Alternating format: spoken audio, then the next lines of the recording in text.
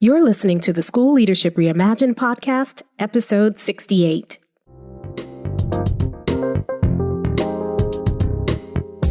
Welcome to the School Leadership Reimagined podcast, where we rethink what's possible to transform your school. If you're tired of settling for small wins and incremental improvement, then stay tuned to discover powerful and practical strategies for getting every teacher in your school moving towards excellence. Now, here's your host, Robyn Jackson. Hey builders, welcome to another episode of the School Leadership Reimagined podcast. I'm your host, Robyn Jackson, and today we are going to talk about a phrase that actually is not a mindstepsism. You see, lately I've been hearing some advice, and at first, I thought that the advice was a little glib and it kind of ignored some of the challenges that we're all facing right now as we deal with this pandemic and the quarantine. And so I was loath to repeat it, even though I kept hearing it all over the place. I don't even know where it originated. But after thinking about it for some time, I realized that there may be something to it. So we're going to talk about that advice in just a moment. But before we do, I have 4 cool things to tell you about. The first is that we are still going strong in the MindSteps pop-up group. Now, I started this pop-up group right at the beginning of quarantine education in order to provide you with resources and support to help you navigate your schools through this crisis. It's a pop-up group because it will not last forever. But right now, while we're still trying to figure it out, I want to do my best to give you the resources and support you need. So it's absolutely free, and you can join the MindSteps pop-up group by going to mindstepsinc.com. And on the homepage, there'll be a box that says join the pop-up group. Remember, it's absolutely free and it's not going to be around forever. But if you join right now, you still have an opportunity to not only view all of the archived trainings and masterclasses and download all of the resources that we've been posting so far, but you also have the opportunity to participate in some of our live trainings. Every single week, I do a masterclass, which teaches you something vital right now to help you build your schools throughout this crisis. I also do regular office hours at least once a week where you can hop on at any time during those office hours and you can ask me anything. And then when you get the answer to your question, you hop off, or you can stick around and hear what other people have to say. We have had some amazing office hours where we have just kind of rolled our sleeves up and solved challenges in schools, and then they come back next week and they report how it went, and we're seeing these huge success stories come out of office hours. So if you've ever wanted to ask me a question or get my personal help on something, now's your opportunity to do that for free when you join the pop-up group. The third thing that we do every week in the pop-up group, and it's become a tradition, is I do a workshop on how to develop your school vision. I thought I was going to do this once, but it was so popular that every single week people are asking for it again.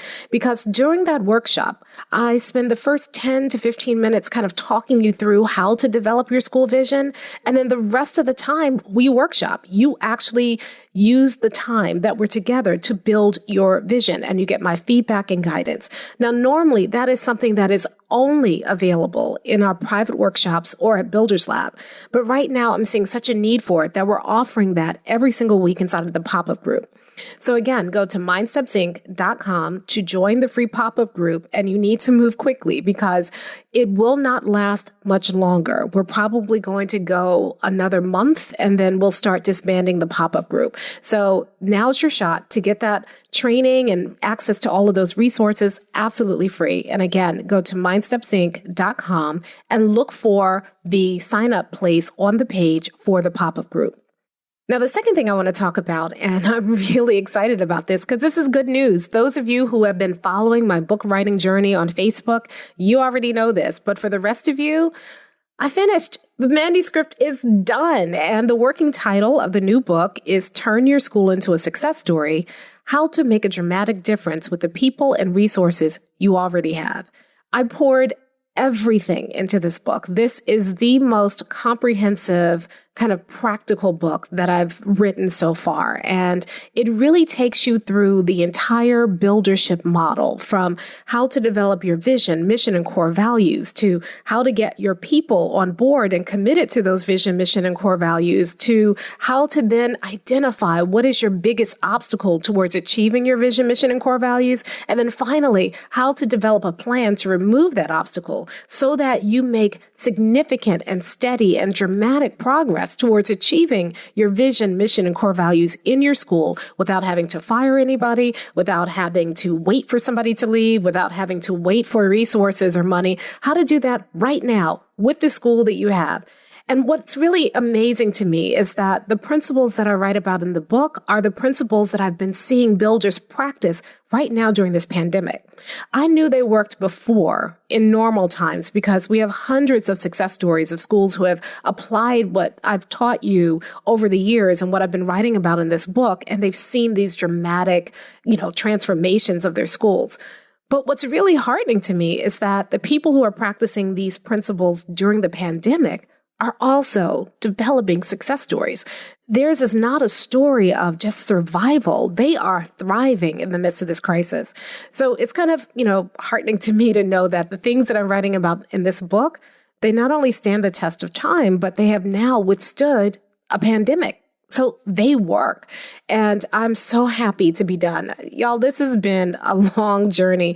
I used to be able to kind of write books very quickly, but the older I get, the harder it is for me, or maybe I shouldn't blame it on old age. I know for this book, what was hard was that I was so immersed in this subject area because this is the work that we do in schools every single day. It was really hard to kind of narrow it down and put it in a book format because I've been living this for the last 5 years. So yeah, this one took a long time, and there's blood on the page. This one was hard. It was hard. You know why it was hard? My editor asked, she said, Never Work Harder was like 100,000 words. And, it's a good book, but it's kind of long. And so she asked if I could cut that in half, 40, maybe 50,000 words. Well, I clocked in at 60,000 words, and it was a struggle to do that. There's so many stories that I wanted to tell about how real people are making this work in their schools. There's so many kind of nuances I wanted to get into. And it was really hard to kind of pare back and make this book very, very focused. They call it the curse of knowledge, where you get to the point where you forget what it's like to not know something once you know it so deeply. And so I had to really kind of take a step back and say, if nobody has been exposed to this information before, what are the things that they need to know? And I think I've done it. The book, I think if you take that book and follow it step by step by step, you will be able to implement everything that we're talking about in Builders Lab and what we're talking about in our private workshops. You'll be able to do that in your school. At least that has been my intention in writing this book. I wanted you to have all of the tools, all of the ideas around this so that you could take these ideas and immediately implement them. So I've tried to make the book very, very practical. It's very, very step by step. First do this, then do this. Here's why you need to do it. And I cannot wait to get this book into your hands. So look out for this book. I'll keep you updated because the book writing journey is done, but the book journey is not done. And if you want to follow along, go ahead and just friend me on Facebook. And that's where I'm kind of posting updates because I'll have to go through the editing process. And then I'm planning something really, really cool for the book launch. And you definitely want to be a part of that. There's going to be lots of free stuff and swag and, you need to get on that. So make sure that you friend me on Facebook so that you can be a part of that book writing journey. Okay, third announcement.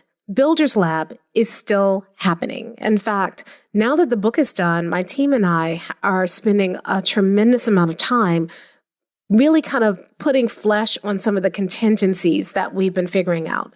In a perfect world, we'd love to do Builders Lab live, but that's looking more and more iffy, especially in the upcoming weeks. We are still planning on doing it live. We haven't canceled anything yet, but we also want to make sure that if we can't meet together live, we have a dynamic, interesting, amazing online option for you. So we're not going to do Builders Lab where we just kind of, you're sitting in front of a Zoom meeting all day, looking at slides and hearing me talk. that is just excruciating. It'll be excruciating for you. It definitely will be excruciating for me. And it misses the point of Builders Lab. One of the things that makes Builders Lab so magical is that you get to come away for 3 days. You get to work with an amazing group of other builders collaborating. You get to work with me personally. The reason we keep Builders Lab small is so that I can give everybody in the room some one-on-one attention. And that just can't happen when you're sitting, in front of a screen looking at slides. So we are designing something pretty amazing, if I must say so myself. We had a breakthrough last week as we started thinking about what it was that made Builders Lab so special. And we started thinking about, okay, how can we still give people that same experience? I can't share a whole bunch of details with you right now. We're still kind of, trying to finalize a couple of things and lock some things in. But as soon as those things get locked in, you are just going to be blown away by the virtual Builders Lab experience that we have planned for you. So here's what we're going to do, because I don't want to leave things up in the air. If you already have a ticket to Builders Lab, you already have a ticket to the virtual Builders Lab. If you are worried that your district may not allow you to attend Builders Lab, and you definitely want to attend, but you're worried about travel restrictions, go ahead and get your Builders Lab ticket, because even though we don't have anything up on the website right now about virtual Builders Lab, there will be a virtual option for you. So you can go ahead and get a ticket now. And once we have everything kind of cemented, if you want to take that ticket and transfer it over to the virtual option, you can certainly do that, because the price will be the same. But the experience is going to be amazing. If you live in a place where you can't get to Builders Lab easily, you've always wanted to come to Builders Lab, this is your opportunity. I don't know if we'll ever do another virtual live event again. So this is a unique opportunity. If you have sent me an email and said, in the past, I'd love to come to Builders Lab, but I live in Australia, or I live in Singapore, or I live in the Middle East, or I'm in Nigeria, and I can't get over there. It's not easy for me to get there. This is your chance. So you need to go to mindstepsinc.com/builders-lab. That's mindstepsinc.com/builders-lab. And whether you are getting a live ticket or a virtual ticket, the ticket investment is the same. So go ahead and get your ticket. And then once we announce the virtual option, you will have an option to convert your ticket to a virtual ticket and still get the amazing experience that you would have gotten live at Builders Lab. And if you still want to come live, and we are allowed to still have a live event, then come live. You'll have the option and the flexibility. Again, you can go get your tickets at mindstepsinc.com/builders-lab. And I need to say this. We will not have an unlimited number of tickets, because the virtual experience that we are planning still involves lots of one-on-one help from me. So we can't have thousands of people in Builders Lab and still give you that intimate experience. So whether you're coming live or virtually, you will still have that one-on-one feedback, access to me, support. I'll be working with you directly. We have some coaches that are going to come in and help, kind of manage some of that too. We are going to have, see, look at me. I'm about to tell you all this stuff and I can't tell you yet. So just know that we are planning an amazing, amazing experience. It's unlike anything that you've ever seen before. I know a lot of conferences are going virtual this year, and a lot of that just amounts to kind of just, speakers on the screen, and you can kind of watch them and, do some work on the side and just have it playing in the background. Nope, that's not going to be Builders Lab. You'll still need to take off work, because during those 3 days, I want you to be set apart so that we can do things like build a strong vision, mission, and core values, so that we can take a look at your staff, figure out how to get everybody on your staff, even that teacher who's resisted you in the past, committed to the work. We want to spend time together, kind of figuring out what your biggest obstacle is right now and how you can remove that, so you walk out of there with a plan. So just know that experience is available, and you need to get your tickets at mindstepsinc.com/builders-lab. All right, last announcement, and then we're going to jump into the not mindstepsism for today. And that's this. Last week, we did something pretty cool. We started what we're calling a 4 disciplines implementation sprint although the nickname for it has been the Gsd Sprint, which is Get Stuff Done Sprint. And it's a 4-day opportunity where I work with a small group of builders and I help you build all of the systems you need to be able to manage your team remotely right now. So on the first day, we build your feedback system. And so it's not me lecturing. I go in, we talk about feedback briefly for the first 10 or 15 minutes. And then after that, the rest of the time, the rest of the 90 minutes we're together, you actually go in and start building it. So we do things like figure out how to create surveys that we can send out to our teachers, to our students, to their parents. And then I have in a vault the surveys already built for you. All you have to do is customize them. We look at things like what kinds of feedback can you give teachers remotely? How do you observe an online class fairly? And what tools do you need to be able to do that? We talk about establishing look-fors and ask-abouts. We talk about creating an environment where your teachers are co-creating feedback and setting goals and figuring out what is important still to be able to have teachers continue to grow even while they're working remotely. So we build all those systems together. The next day we do the same thing for support. So we look at what are the different support systems that you can provide for teachers.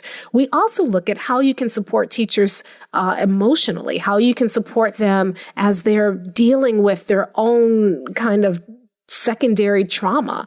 And then also how you can support them in terms of their professional growth. And then again, we have all of the things built out for you. You go in and you customize them. We show you how to create a teacher dashboard so that you can keep track of where all your teachers are and you can be very intentional about helping teachers grow.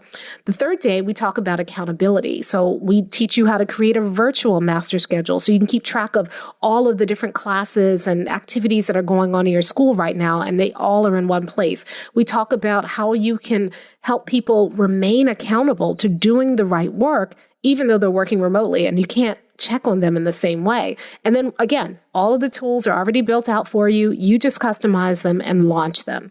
And then the last day we talk about culture.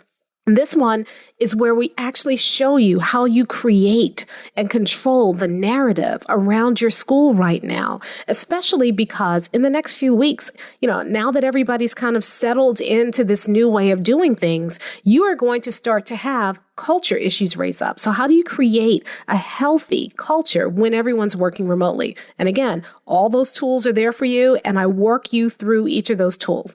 By the time you are done at the end of the week, you can have all 4 systems completely built out and deployed working for your school. Now, it's a lot. So, don't come and just kind of say, I want to look. This is not the kind of sprint or training that we're talking about. This is a sprint. This is for people who really want to get themselves organized so that their schools are running in a healthy way. For the last few weeks, we've just been trying to kind of triage and deal with issues, and it can feel so overwhelming. And I know so many administrators are working long hours. You're feeling overwhelmed. Your phone is ringing all day. We show you how to manage all of that, and we give you the tools. They're already done for you. All you have to do is take them and customize them, and you can deploy them right away. So if you are in that situation and you want some help, then I invite you to join us for our next sprint. It starts Monday, May 4th, and it's going to go 4 days. We're going to meet Monday, Tuesday, Wednesday, and Thursday. If you cannot join us live, you can watch the archives of the videos. We'll have all of the training videos recorded. Plus, you will have open access to the vault that has over 30 done-for-you tools inside of the vault ready to go. And not only that, because I want to make sure that you're successful, we have 30 days of follow-up. So after we go through the sprint and you build everything and you deploy it, if you hit a snag, if you hit a new challenge, if you realize that you need a different kind of tool, there are 30 days of support where I can help you build the tools that you need. I can help you solve the challenges that you're facing. I can help you stay accountable to your system so that you are set up for success. So again, this is not for everybody. This is for people who are ready to do the work. Even though I say done for you, there is work that you have to do. But we did one sprint last week, and it was the feedback was incredible. People were just blown away because of all of the resources and the way they fit together and the way they make sense. So if you'd like access to the next sprint, you need to hurry because we are starting on Monday. And all you need to do is go to mindstepsinc.com, and then on the homepage, there will be a place for you to sign up for the sprint. So again, mindstepsinc.com, and we start again on Monday, May 4th. All right, lots of announcements. Now let's get to the advice for today. And actually, today's advice, this non-mindstepsism, is really related to all of those announcements that I made before because it's really about this. I've been hearing this over and over again. I was resistant to it at first. You may be too, but hear me out. And here's the advice. Never waste a crisis. Now, I know that sounds glib, never waste a crisis. It almost feels opportunistic. People are suffering. People are dying. What do you mean, never waste a crisis? Well, regardless of what you do, people are going to suffer. People are going to die. And if we walk out of this crisis and we just have our grief and our trauma, but we are no better as a result of the crisis, then we have wasted this crisis. We have an opportunity right now to actually transform education. You've heard me talk about this before. We are not going to go back to the way things were. And as builders, you have an opportunity right now to build. Not only do you have an opportunity, you have a responsibility to build. And so I want to talk about some ways that I believe we could take advantage of what this crisis is teaching us about how we educate children and how we could use this crisis as an opportunity to heal some old wounds, to actually get people focused on doing the right work the right way and focused on our students. And we actually have an opportunity to build something better coming out of this crisis. So the first opportunity we have is we have an opportunity to either really strengthen or upgrade our vision, mission, and core values. You've heard me talk about those things so much, but what I am learning during this crisis is that those three things, your vision, mission, and core value, are the most critical parts of your buildership. When those are in place, everything else gets clearer and easier. When those aren't in place, you get buffeted by every new thing that comes along and everything feels chaotic and you're kind of always trying to figure out what to do next or putting out fires. The builders who came to Builders Lab or the builders that we've coached privately who really double down on their vision, mission, and core values, there is such a sense of calm. It doesn't mean that they don't feel personally scared. This is scary. It doesn't mean that they don't often feel overwhelmed. This is huge. It does mean that when they do feel that way, they can anchor in the outcome. They can anchor in that vision, mission, and core values. And when they anchor in that, all of a sudden, things get clearer. All of a sudden, things get calmer. So now is your opportunity. If you had a strong vision, mission, and core values going into this, you already know this because now you are showing people that the things that we talked about during times of calm, they really matter now. That vision is not something that's on the wall. That vision is guiding us through this crisis. Those core values, they're not something that was just in the handbook. Those core values are now making sure and giving us direction about how we respond right now. That mission is not something that we put on our school website. That mission is helping us, reminding us about our why. And that's what's keeping us going.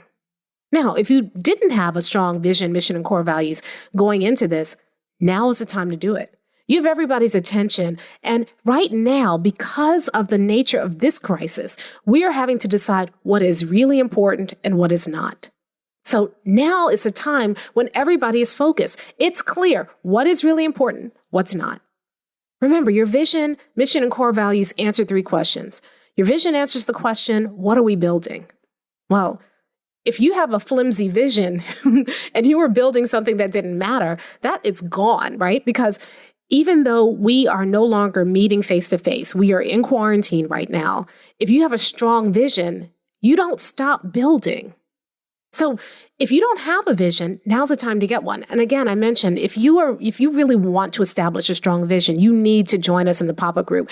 The vision work that's happening in there is just blowing me away. I mean, literally, I was talking to a principal last week and he was doing vision work and he came to the workshop and he had a vision that was a beautiful sounding slogan. I won't say what it is because we protect you during the vision workshop. We don't record it so that you can be vulnerable and kind of, really just be in a learning space. So I won't mention his vision now, but it was a great slogan. But as he realized when we got into this crisis, because it was not a real vision, it was just a slogan, it was failing him. It was failing his school. By the time we were done, he had a vision that was so clear that he just was like, oh, I can't believe this. The idea started running. He was like, I can't believe this. We can do this. We can do that. We can do this.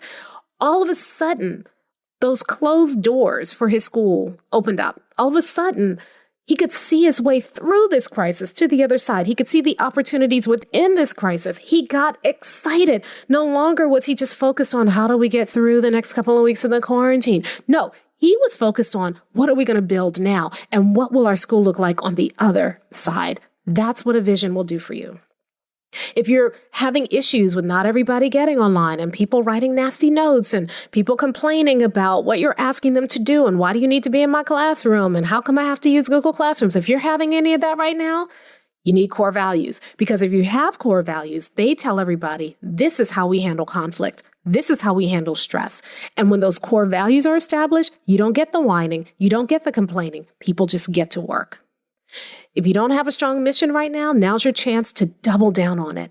Because if you don't have something that gets you out of bed every morning and gets everybody else out of bed, if you don't have a compelling why, people are going to get burned out. But when you have a strong mission, when you say, hey, I want you to use this technology or try this out, or I want you to meet with your students so many times, and I know what the district says, but we need to do it this way, you don't get the same kind of pushback. And the reason is your mission explains the why. If what you're asking people to do is on mission and they buy into your mission, no pushback. If there is no clear mission, then people push back because it's their own personal objection. That's all they have to rely on. But when you have a clear mission, not a problem.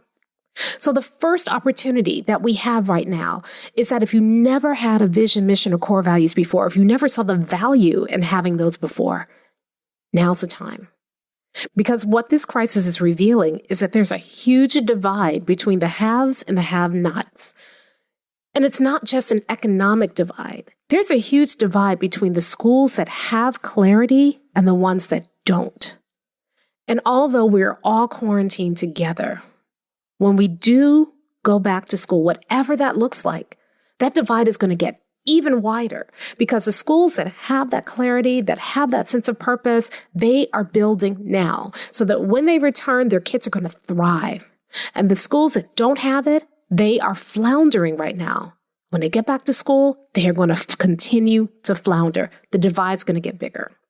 So the first opportunity you have right now, and I cannot stress this enough, now is the time to be thinking about and anchoring in a strong vision, mission, and core values. And again, if you want help for that, come to the pop-up group. We are providing a ton of support for people, and people who take advantage of that, they're walking out of this excited about what they can build. Okay, the second opportunity that you have right now is you have an opportunity for increased collaboration. If you are meeting with your teachers once a month, you need to be meeting with them once a week. If you are meeting with them once a week, you need to be meeting with them every day. Right now, because we are working remotely and because we are scrambling, you need to increase communication. But it's not just problem-solving communication. It's not just top-down, do this, do that communication. Now is your chance to shift the relationship to collaboration. You need to be talking about what's happening. You need to be asking people, what are you learning through this crisis about what it means to help children learn? You need to be playing around with ideas. Your teacher's input is more valuable now than ever. One of the things I teach you how to do in the sprint is to create a more collaborative feedback process so that it's not top down. I'm going to go in and check to make sure you hit all these domains and subdomains. No, now's a time for two-way feedback. Now's the time for you to be giving teachers feedback about how well they are moving towards the vision, mission, and core values. But it's also time for teachers to be giving you feedback about that as well. And that collaboration is what building is all about. Remember, bosses say go. Leaders say, let's go, but builders say, come. And when you're a builder, you invite somebody into this new future, and then they join you in building, and then they begin to invite other people, and they begin building, and you create something better together than you could have ever created alone. What I'm seeing, and it worries me, is that a lot of us say we want to be builders, but the moment crisis hit, we reverted to being bosses. We reverted to saying, we have to give people clarity in the midst of crisis, so do this, do that, do the other. No. Now is a time to collaborate. Trust your teachers. They have so much to offer you. You cannot figure this out alone. You need to collaborate. And not only that, you need to be collaborating with other builders. Because we're working from home, this can feel so isolating. And some of us are really kind of just contracting into just our school and our teachers. But now's the time to be collaborating with other builders. What are other people doing? Just the other day inside the pop-up group, someone posted a request for help because she's trying to build something. And she's been getting such really good encouragement and advice from other people all over the world.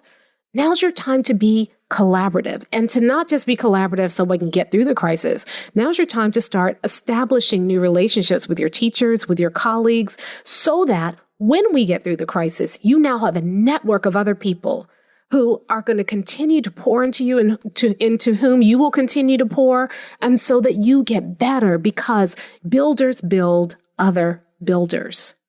Now's your chance to do that. Now's your chance to build your staff into other builders. Now's your chance to find other builders and for you to build each other up. When you do that, you are so much better. So don't miss that opportunity. Don't just kind of hide out at home and just say, I'm just overwhelmed. I just need to get this done. No, now's your chance for true collaboration. The third opportunity I think you're going to have right now is now's our chance to pilot new ways of learning.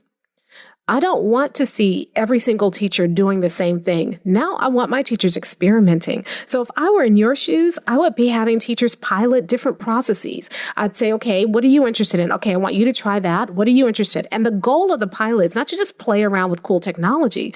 The goal of the pilot is, are there better ways for us to achieve our vision, mission, and core values that we haven't had the luxury of time to ever consider before? Right now, you are allowed to play with stuff more than you've ever been allowed before, because everybody's still trying to figure this out. So before they do, now's your chance to kind of play with things. We have to be careful not to lock teachers into one way of doing things, because as I've told you before, the habits you make now will be hard to break later on. So I would be telling my teachers, we're going to figure this out. But right now, let's consider this a really good opportunity to pilot. And then every week or so, I'd be sitting down with teachers and say, what are you learning? What are you seeing? You're trying this. Is it working? Okay, then let it go. You don't need to do this anymore. I'm not going to lock anybody into something that doesn't work. You know, one of the things that we teach during the sprint is how to set up a pilot process as a part of what you're doing. And when you do that, when you give teachers permission to pilot, and you kind of convey this idea that what we're doing now, we may not be doing in 2 weeks, and that's okay. We are learning from this. Together, you can come back and you can talk about, what have we learned so far? What can we do better? And you build something stronger because you have this opportunity right now to pilot. The fourth opportunity you have is that there's a real opportunity to focus on soft skills and social emotional learning. There's no testing this year, right? So there's no big drumbeat and march towards the test. Now you have an opportunity to really take a step back and say, okay, now that there is no state test and we have this huge opportunity, the pressure is gone, what's really important? Now you have an opportunity to develop students' soft skills. Now you have an opportunity to really focus in on their social, emotional health and finding ways to kind of teach the entire child and not just teach to the test. Take this opportunity. We may never get it again. Take this opportunity to think about, what are we building?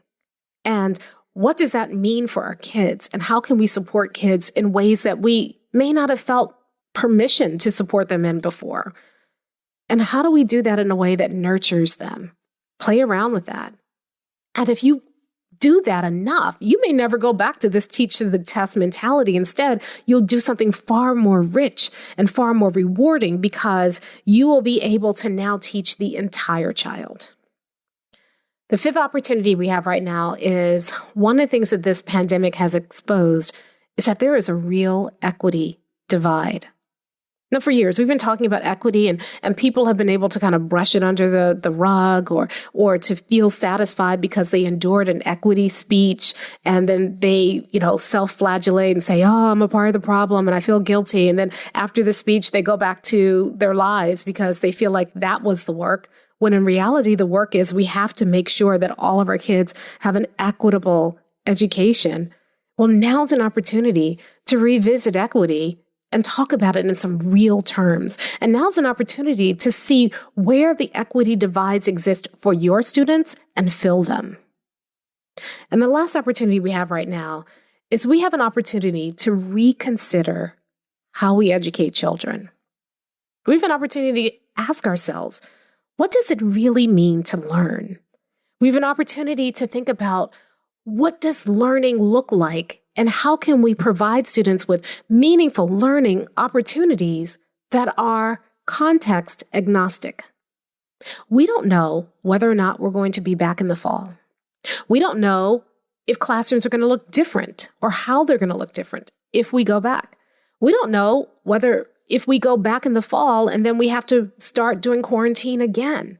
So no longer can we just rely on the traps and the tricks of face-to-face proximity education. A lot of us have been getting away with connecting with kids on the sheer force of our personality. Well, distance learning is changing that. It means that we are going to have to find other ways to connect with kids that don't depend on being in front of them every day face-to-face. But that raises bigger questions. It raises the question, what does it really mean to learn and how do I help students learn regardless? And I shouldn't even say help students learn because students are learning all the time. But how do I foster that deep thinking? How do I give them meaningful feedback that they can use? How do I develop that independent thinking? So many of us for years have said we want our kids to think more independently. And in reality, the way we run classrooms undermines that very thing that we say that we want. Well, now we have an opportunity. See, I'm seeing a lot of schools who are just trying to replicate a face-to-face experience online. No, you can't. Instead, what we should be asking ourselves is how do we create an entirely new learning experience for students? One where students are able to think deeply, one where students are able to co-create that learning experience, one where kids are able to get and receive meaningful feedback, one where kids are not dependent on us. Instead, we build their own thinking, their own independence. Now's that opportunity. Let's not waste it by just trying to replicate what we did in school online. Let's use this as an opportunity to upgrade our vision, mission, and core values, which gives us focus. Let's use this as an opportunity to tap into the collective wisdom of our teachers to build other builders. Let's use this as an opportunity to pilot new ways of learning and learn from that. Yet let's use this as an opportunity to build soft skills and social emotional learning. Let's use this as an opportunity to close equity divides so that we can build something better. You see, right now, we have an opportunity to rebuild education. We have an opportunity now to take the things that we value and make them the focus. So don't waste this crisis. Instead of panicking or surviving or telling yourself, I just need to get through this, or making rash, quick decisions, we have an opportunity right now to approach this challenge and think deeply about the kind of world and education we want to build. Most changes that happen in nature happen after some sort of catastrophic event. Most changes in society happen the same way. Education will be changed as a result of this pandemic. So what can you do right now to make sense of our challenges without crippling ourselves? You have an opportunity right now to reshape education. The new normal will be built by you, the builders. So Don't waste this crisis. Because right now, we need you more than ever to build. We need you more than ever to be thinking about how do we create something better for our children, for our teachers, for our schools, for their families, for our communities. I'll say it again, the new normal will be built by the builders. So, my challenge for you this week is to start crafting that new normal. Make things better for our students. Think about what the world will look like when we get through this pandemic and how will we transform education as a result of it. And that's how you don't waste a crisis like a builder. That's it for today. I will see you next time. Thanks for joining me. In the meantime, if you have any questions, don't forget about joining the MindSteps pop-up group. And don't forget about getting your tickets to Builders Lab. We are going to have an amazing time. And finally, don't forget about the sprint that we are starting next week. It is the fastest, easiest way to get these systems up. And I'll be working with you and I'll be holding your hand right along the way. We'll build it together. I'll talk to you next time. Thank you. Thank you for listening to the School Leadership Reimagined podcast.